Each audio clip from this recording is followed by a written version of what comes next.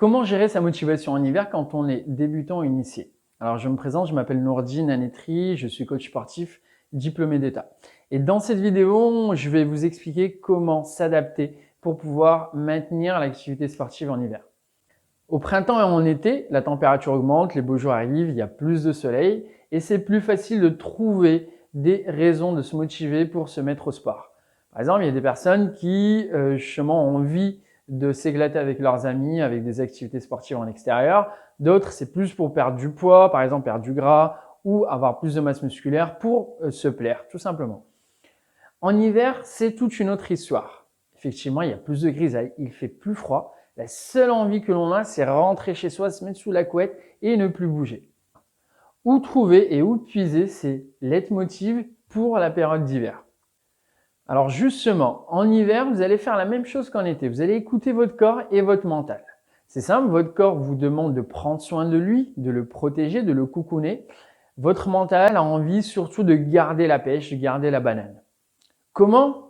Il y a des choses à effectuer en dehors des séances et des attitudes à avoir aussi pendant les séances. Pendant vos entraînements, essayez d'avoir des séances pédagogiques.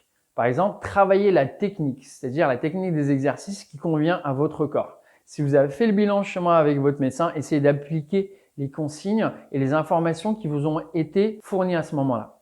Ensuite, apprenez à faire du sport en fonction de votre niveau, c'est-à-dire trouver le niveau qui vous convient pour pouvoir bien progresser par la suite et ne pas vous retrouver avec des intensités trop fortes ou trop faibles.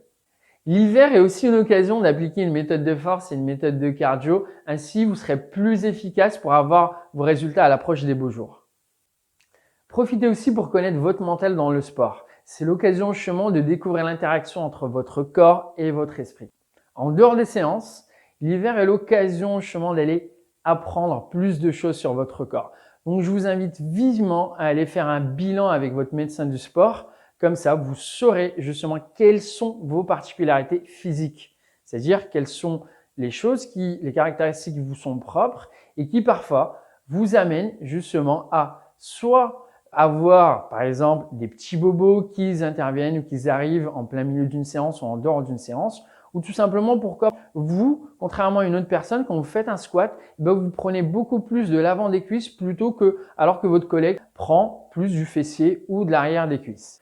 Ensuite, mettez de l'ordre étape par étape dans votre hygiène de vie. Apprenez à vous organiser, mais toujours étape par étape, donc je le répète, pour apprendre à comment bien manger et comment bien dormir et comment aussi bien se reposer. En résumé, la période de l'hiver est celle où on s'expérimente. On s'expérimente mentalement et physiquement, c'est-à-dire qu'on apprend à se connaître mentalement et physiquement et on apprend à connaître également les interactions entre votre corps à vous et votre esprit à vous. Ainsi, à l'approche du printemps et de l'été, vous serez prêt à en profiter au maximum. Si vous avez des doutes sur votre capacité à gérer ces différents points, vous souhaitez avoir plus de précision justement sur vous, je vous invite à me contacter pour faire un bilan et ainsi vous aurez plus d'informations justement sur la ligne à suivre qui vous concerne. Sinon, n'hésitez pas à liker la vidéo et à la partager également. Il y aura sûrement quelqu'un dans votre entourage qui serait vraiment intéressé de découvrir ce genre d'informations.